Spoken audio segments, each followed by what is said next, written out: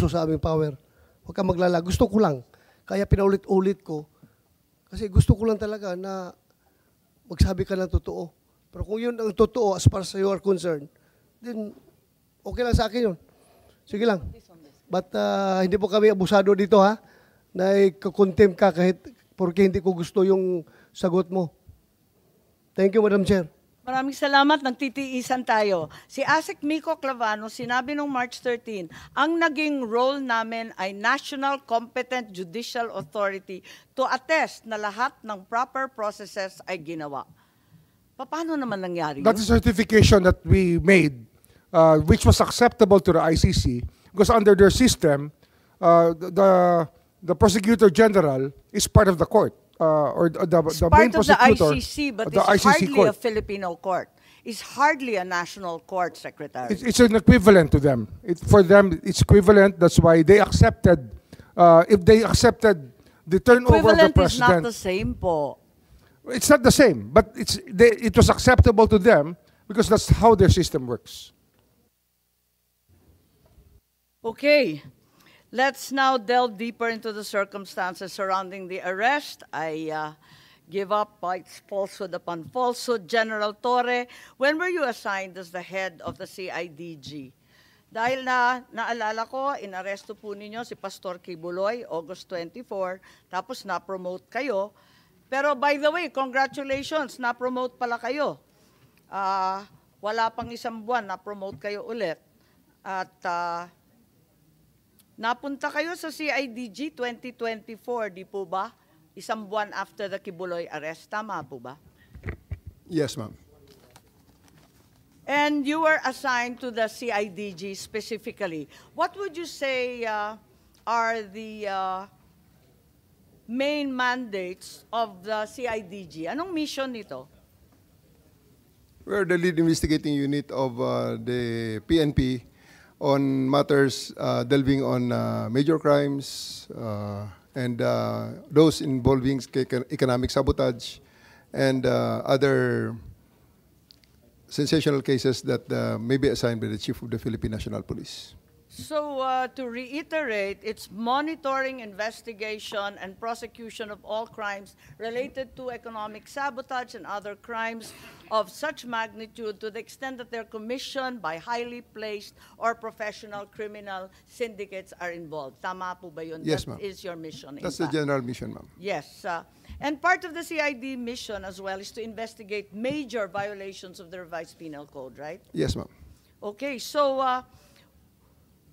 the CIDG is largely the elite investigation arm of the PNP, is that correct? Yes, ma'am. Criminal Investigation and Detection Group, tama? Yes, ma'am. Kung ganon, yung pag-aaresto ng high-profile persons katulad ni PRRD, kasama sa core function ninyo, investigasyon pa rin ba yun? Implementation of warrants is part of the CIDG's mandate, ma'am.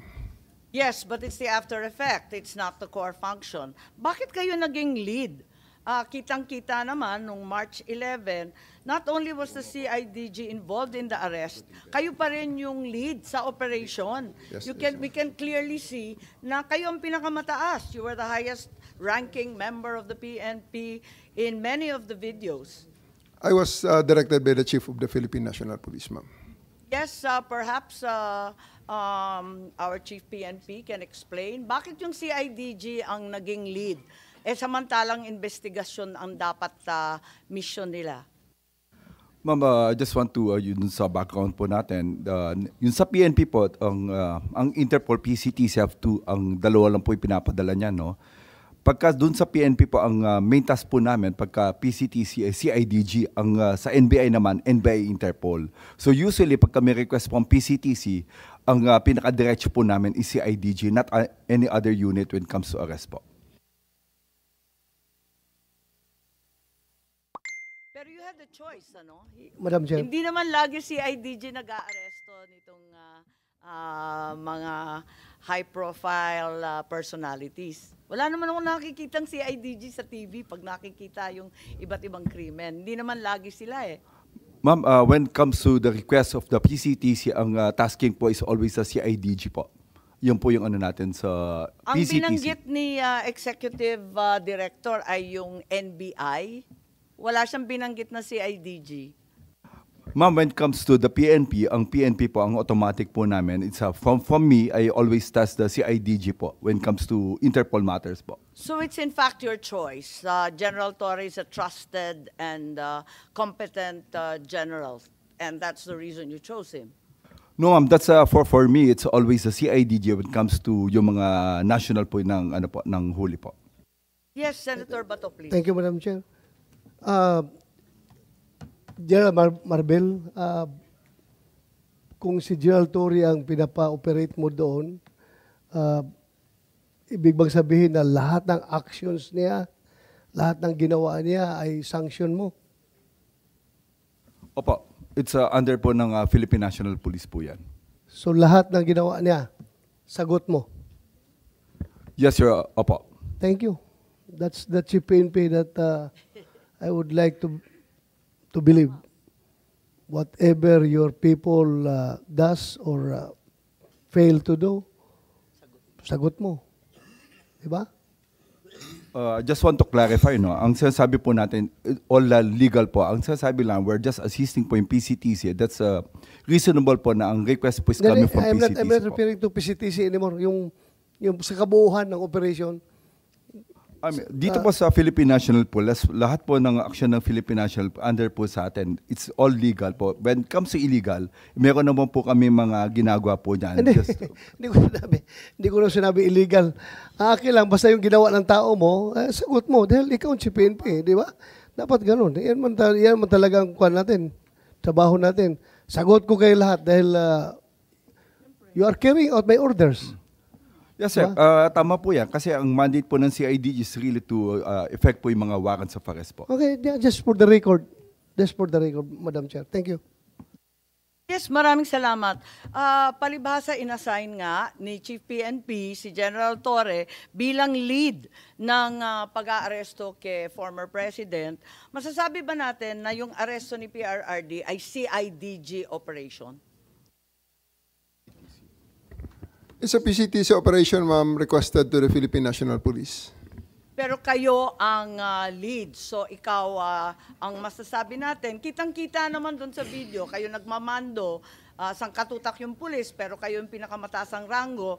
Pagkatapos, talagang CIDG operation ng labas. Tama ba yun? Sa level, ma'am, ng implementation ng orders, pagbigay ng mission, that is led by me, supported by the other units of the Philippine National Police, as directed by the Chief of the Philippine National Police. That's right, but I did not see any other higher-ranking generals than you. You were the only one there. You were clearly the one leading the pack and determining what would happen next. Baka hindi lang siguro, ma'am, na nakikita ang ibang high-ranking officers doon sapagkat nakamix ang Sinabi mo nga, kanilang... Nick, na you said that well, sir, ako ang pinakamataas dito. Yes, sir. I'm two-star, di ba? Yes, sir. Oh, so you stick to that. Pero meron, sir, mga matataas na official doon, sir. pero ikaw, At sinabi together mo with me, lahat. sir, Sino-sino na mas mataas sa'yo at nagmamando? Wala naman kasi kaming narinig. Ikaw lang ang nandun. Wala namang masama kung ikaw ang inassign. Di syempre, gagampanan mo, di ba? We are under the direction of the Chief PNP. He was there personally. Ang pag-implement lang, sir, ng actual arrest ay ang aking ginawa, and I operated under that direction to ensure the proper service of the warrant, the observation of the law, protection of the arrested person, and ensuring his safe delivery sa kung saan man siya pinapadala sa akin. So ma'am. simple lang. Was it a CIDG operation? Yes or no lang po? Para No, ma'am. maliwanag That's na. a PNP operation. CIDG bahagi naman ng PNP, pero sa dinami-dami ng division, sa dinami-dami ng pangkat sa PNP, CIDG ang pinili ng Chief PNP na maglulunsad nito. Tama po ba? That is an operation, composite operation. That is an operation headed by a composite team of the PNP, led by the director of the CIDG, ma'am. So, who give the orders The chief. to have President Duterte transported to The Hague? Sino nagbigay sa'yo ng order? Sir, my order is to serve the order that I received from the Chief of the Philippine National Police is to serve the warrant and ensure his delivery to the 250th Wing, to the team that will deliver him to The Hague. On the nuances of the higher authorities, I may not be privy to that information. Okay. Hanggang doon lang sa 250. Sino nagpadala sa kanya sa aeroplano? Nagpasakay sa aeroplano? The order for me, sir, is to deliver him to the team that will deliver him to The Hague. And Sinong team na yun? Na-establish naman natin, sir, that it is done by the Interpol. Interpol. Sinong Interpol doon? Sinong Interpol doon? Si Ambassador Lacanilaw? Si kanila o nag-order sa'yo na isakay sa aeroplano?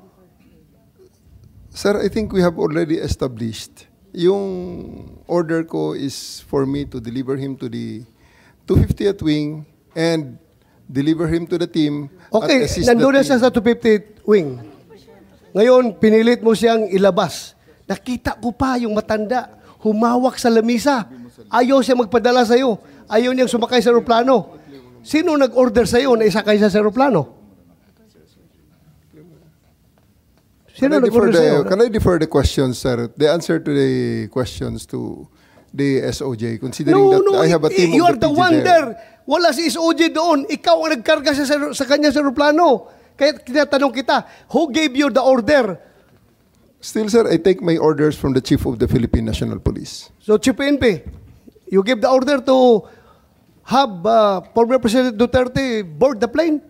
Ma'am, I think that from the very beginning, the DOJ's advice was sought on every step of the way. Yes, And sir. we gave the clearance to serve the warrant Yes, sir. of arrest. I am asking them because they are on the ground. Sila ang nag-implement doon. Kaya, Chief PNP, you give the order to the CIDG?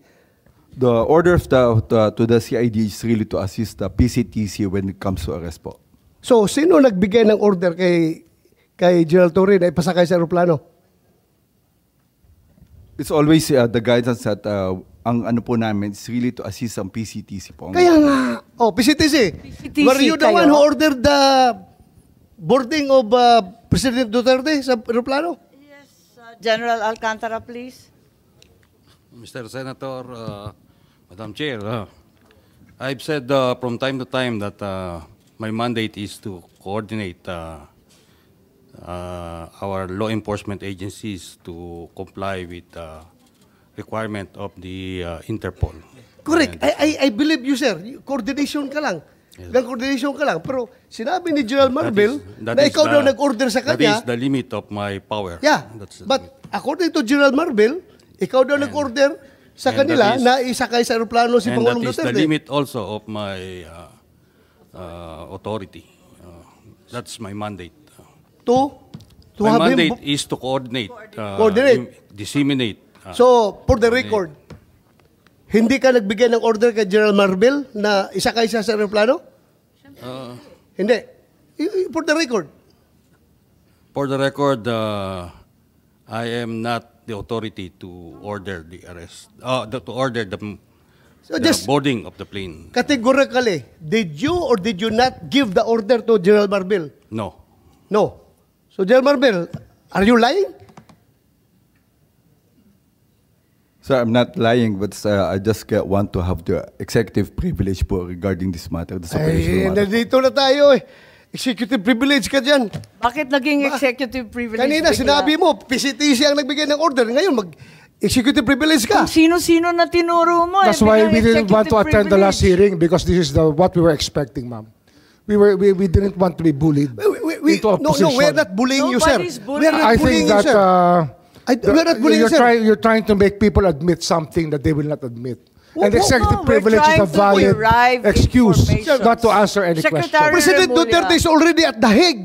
Tapos na We're ang boxing. asking kung sino nagpadala doon sa kanya. Sino Yun ang nag-order? tanong We're natin. trying to understand every step of As the I said way. earlier, everything was cleared with the DOJ. We are not bullying you, sir. Ha? We want the truth. That's why if we So, try to make a person admit something that should not be admitted, it means that there is something more to it, which is the clearance given by the DOJ was probably the most important part of it, to serve the warrant of arrest and to surrender the person under the law. I'm sorry, Secretary Remulla. I recall that General Torre, nagbigay siya ng interview na sinabi niya, bigyan lang ako ng eroplano. Ako nang bahala dyan. Tama po ba? Yung nabasa ko, na sinabi niyo, ako nang bahala, basta bigyan ako ng eroplano. Nabasa po namin sa media, fake news po ba yun o hindi? Kasi kailangan niyo po talaga siyang ilipad sa daigdig. General Torre, Please panoorin ninyo, nandyan, arrest him, bring him to the Hague, yun lang. Pakita lang. So paano po General binabasa Torre. inyo ni PNP Chief Marbil na how did he say that to you?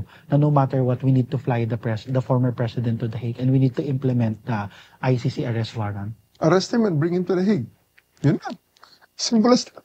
Arrest him and bring him to the Hague. Sagot ko lang, sir, bigyan mo ko aeroplano. O di ayos. And then the rest, you planned everything. Matagal na yun eh. Ang plano na yan, matagal na yan. Hindi yan spur of the moment eh. Matagal na yan. And nagkataon